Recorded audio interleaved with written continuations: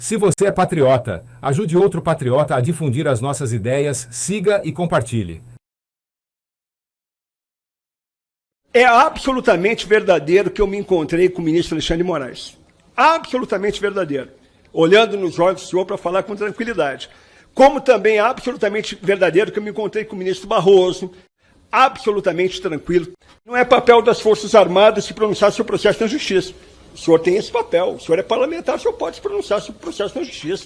E, finalmente, a gente tem vergonhas diferentes, né?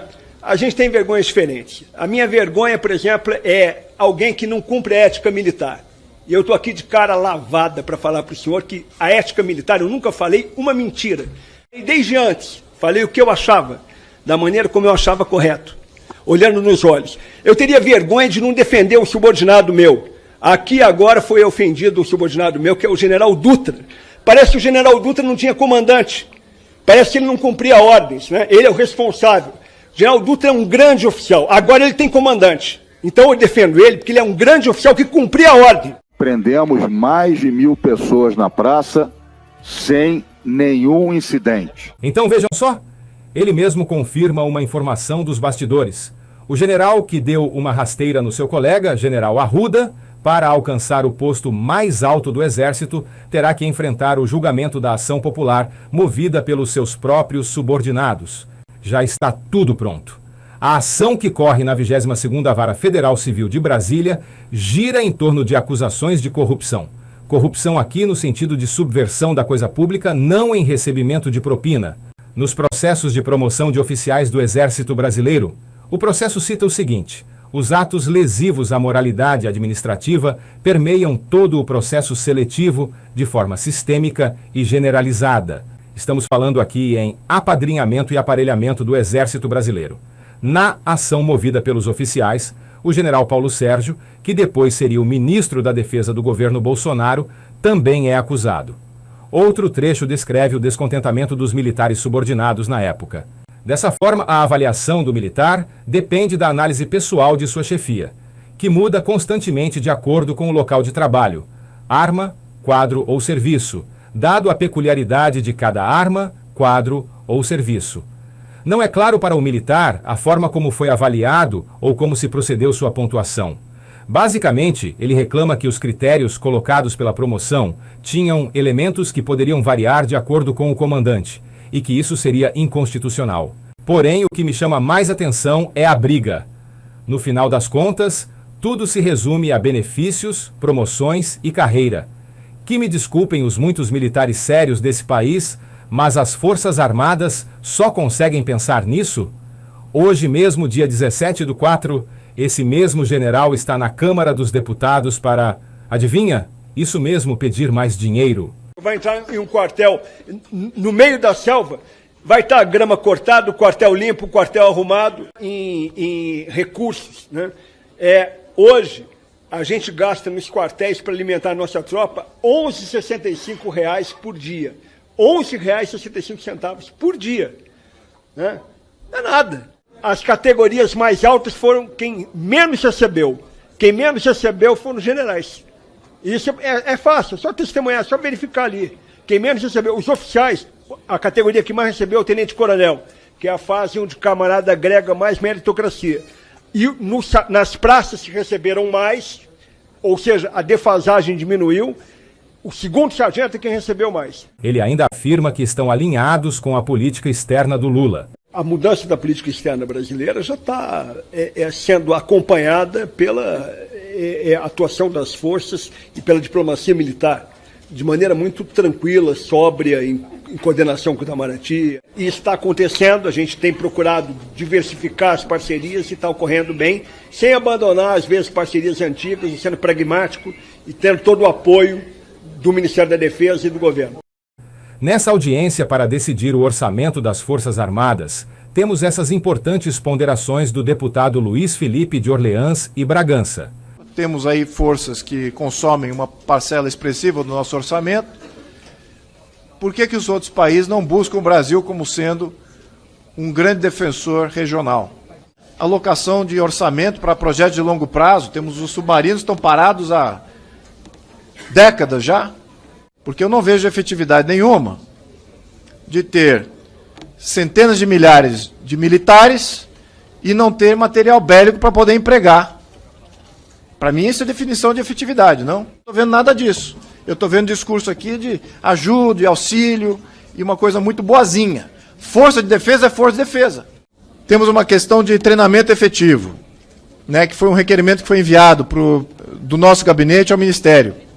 E questionei sobre o número médio de tiros disparados, né, por militar. Aí informaram que o tiro disparado médio na aeronáutica varia de 30 a 60. A Marinha trouxe de 48 a 188 tiros. E não houve resposta, né? Eu acho que... Perdão? O Exército não respondeu. Aí eu fico ainda indagado, 30, 40 tiros por militar por ano. Eu acho que isso é absolutamente ridículo. Ricardo Salles também colocou as Forças Armadas contra a parede. Das Forças Armadas para serviços sociais. E que me parece, nos 2 anos e meio que eu estive à frente do Ministério, tive a oportunidade de conviver muito com as 3 forças, Aeronáutica, Marinha e Exército. Uma obsessão absoluta com essas questões, tratamento dentário, plantio de árvore, entrega de cesta básica, e uma aversão absoluta à utilização do que o nome diz, Forças Armadas. Como disse bem o Luiz Felipe, ter metralhador, helicóptero e tudo para distribuir cesta básica, a Legião da Boa Vontade faz isso com muito mais eficiência e muito mais barato. Acho que é uma questão aqui, meu caro ministro Múcio, de discutirmos de fato para onde vai o dinheiro do contribuinte dentro desse gigantesco orçamento das Forças Armadas. Quanto for esse nível de ineficiência e de aversão às operações de efetividade, sem desmerecer essas sociais, mas acho que há outros que fazem a muito mais barato e com muito mais eficiência. Se for para fazer isso, distribuir cesta básica, tratamento dentário, plantar árvore, tem gente que faz isso muito mais barato.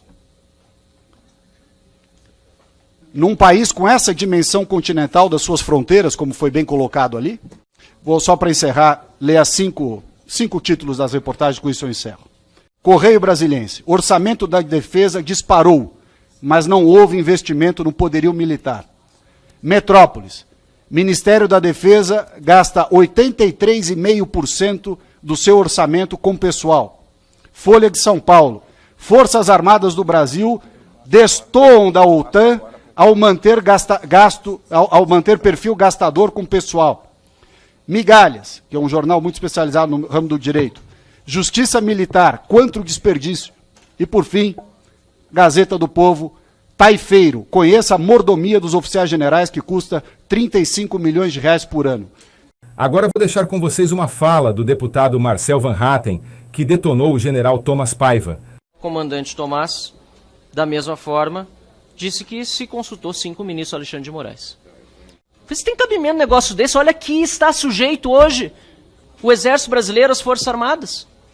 A sujeição das Forças Armadas hoje não é a lei, não é a Constituição. Como disse o ministro, ordem judicial cumpre se decidimos cumprir a ordem. O problema é que a ordem judicial é ilegal, deputado Crisóstomo. É inconstitucional. Então o que o Exército está fazendo, o que o Ministério da Defesa está fazendo, é obedecendo a Alexandre de Moraes. É Alexandre de Moraes que manda nas Forças Armadas brasileiras. Não é a Constituição, não é a legislação, não é a lei que vale, porque vocês sabem, uma coisa que eu posso dizer em elogio ao senhor, general Tomás, o senhor é inteligente. O senhor é tão inteligente que sabe que o que está acontecendo aqui é uma maquiagem. É um simulacro de devido processo legal. O artigo 69, aliás, do Estatuto dos Militares, diz que é só em caso de flagrante que poderá um militar ser preso por autoridade policial, militar ou civil. O senhor sabe que mesmo o caso, fora do contexto que o senhor citou aqui, teve participação, pelo menos, de coordenação do Exército. Esse negócio de entrar na Vila Militar, como fizeram, para fazer busca e apreensão, o senhor sabe que é absurdo, o senhor é inteligente.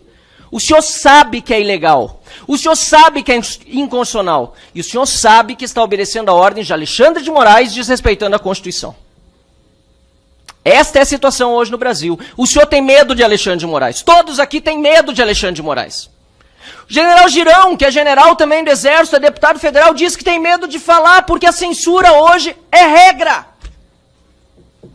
E quem impõe é Alexandre de Moraes.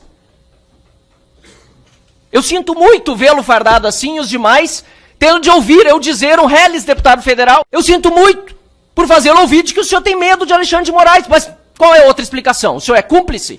Espero que não. Espero que não. Porque o que está sendo feito, o senhor disse que nunca falou algo contra o subordinado seu. Mas e os colegas de caserna? Um deles preso, ilegal, inconstitucionalmente, sofrendo as agruras do cárcere, privado do convívio com sua família.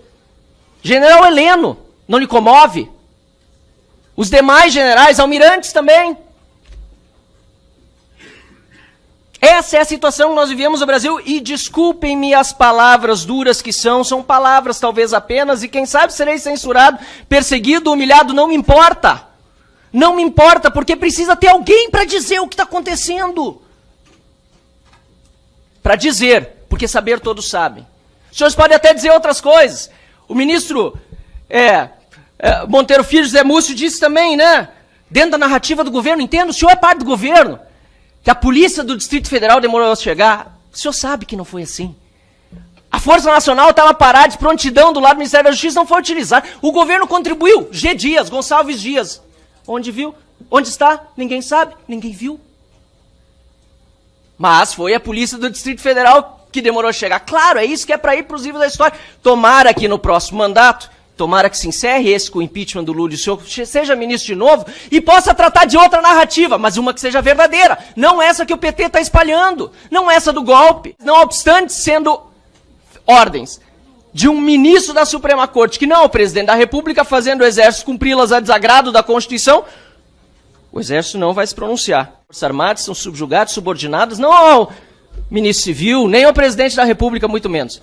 É um senhor chamado Alexandre de Moraes, ditador da República, que já não é bem mais uma República Federativa do Brasil. Por fim, no que se resumiu o nosso Exército brasileiro. Podemos dizer que se trata de fato de um exército patético e ineficiente, pois não vejo aí atitude de militares e é um verdadeiro exército trapalhão. Patético, lamentável e agora, além de vermelho, também é corrupto. Pois, como dissemos anteriormente, está respondendo a um julgamento por corrupção.